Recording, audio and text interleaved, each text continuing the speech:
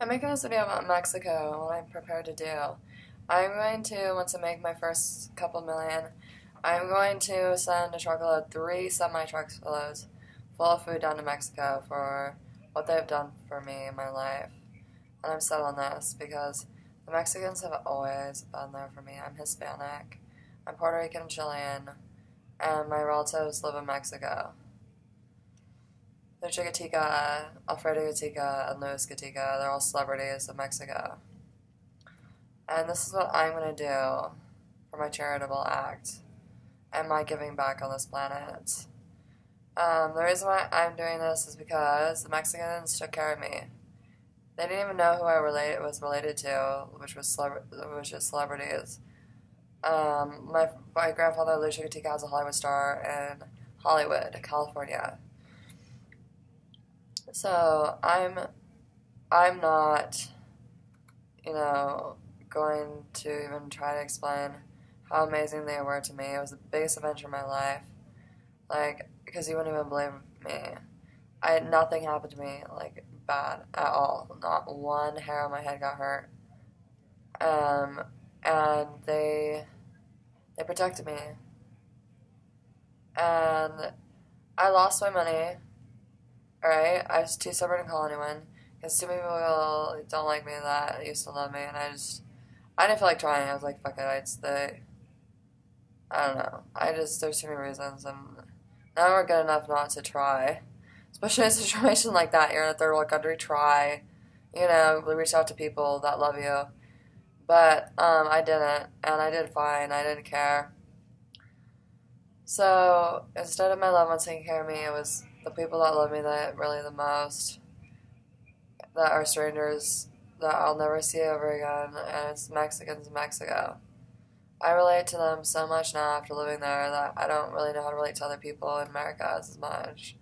It's just not the same. After living in third world countries, you're just not going to be the same person, especially living authentic. A lot of white Americans move to third world countries or visit and they don't get the full experience. They go to tourist areas, they go to safe areas, they go to safe countries, and that's good and fine and dandy.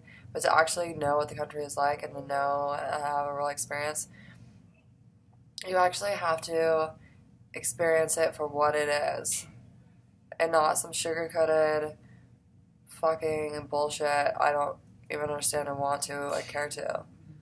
For me, I like Mexico for Mexico, as the Mexicans live in it, for how they do. And that's how I lived in Mexico. Now, a lot of people are kind of confused, because I said I'm Mexican. Well, technically, blood related to people who are Mexican legally doesn't make you Mexican, necessarily. There's people that have Mexican citizenship who are not Mexican by blood. And that's my deal. And it took me years to realize that. Because I was like, oh, my relatives live in Mexico, I'm Mexican. No. I'm not. Even though I lived there, I never got citizenship. My relatives did. Does that make sense? I'm Puerto Rican, Chilean, Lebanese, German, and Ukrainian for sure. Jewish, most likely. And such a small amount is not even worth talking about. And I love my heritage. And there's nothing wrong with who I am. There's nothing wrong with being ethnic, and there's nothing wrong with being an individual, unlike you're brainwashed to believe. So, back to Mexico. When I lived in Mexico, I had the adventure of my lifetime. It started with, I'll go back to something, a really interesting concept. Primal communication. Primal communication for me is one of these things where that's how I had to survive in Mexico. And it was the most beautiful thing because I had to communicate by smiles and hugs. That was all.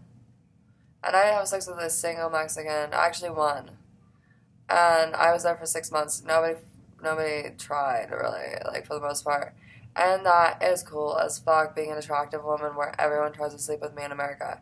Why? I don't know why that happened. But I love you for so many reasons, Mexicans. Please be safe. I will be sending you money and food soon. Now, I don't know what to do right now because I'm too tired to remember my old video. But I went into the fact I went to Central America. And this is a really sad story, but in America, Americans will think that this is too sick to even talk about on a video for the internet, but I'm going to say it anyways.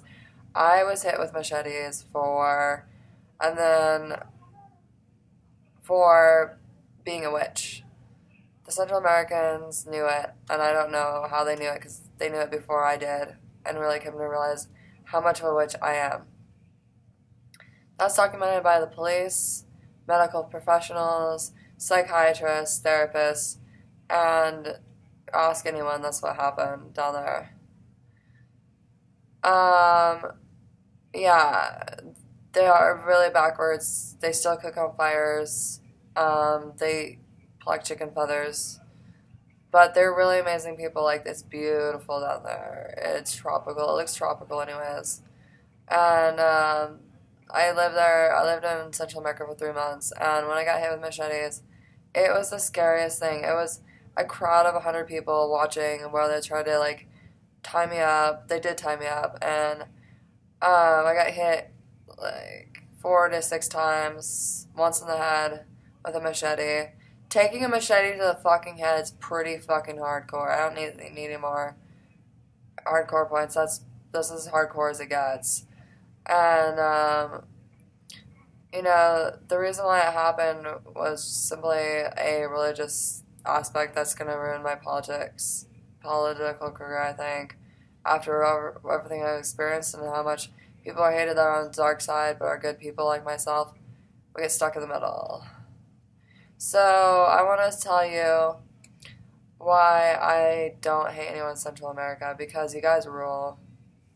I don't know how to tell you that, but what happened was, after I hit with machete, the Mexicans that love me, because they were so in love with me, they followed me around like I was a celebrity. These little tiny kids did. Everywhere I went, I had my own entourage of Mexicans. It was really cute. And when I got hit with machetes in Guatemala, on the border of El Salvador, they went nuts. They killed so many Guatemalans. I don't even want to know. It makes me sick. And then the El Salvadorians did the same thing because they wanted to meet me. It was a huge thing. They wanted to meet me so bad. And, it's really sad and everything. I never was like, yeah, I don't know what to think anymore. Was it a good thing, a bad thing? I don't know.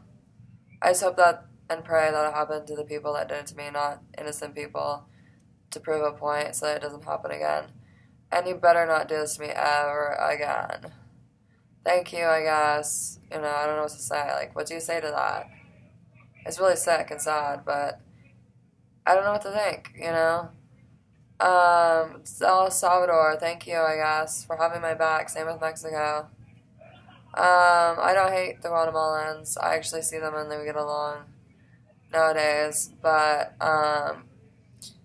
El Salvador is 90% gang related. I took a lie detector test to prove I'm not a gang member. I'm a very attractive woman, and so people don't understand how the fuck I survive in third world countries. I don't not sleep with anyone. It's because I'm hard as fuck. I'm as hard as it gets. I don't think you understand. I don't look it at all. Or act it.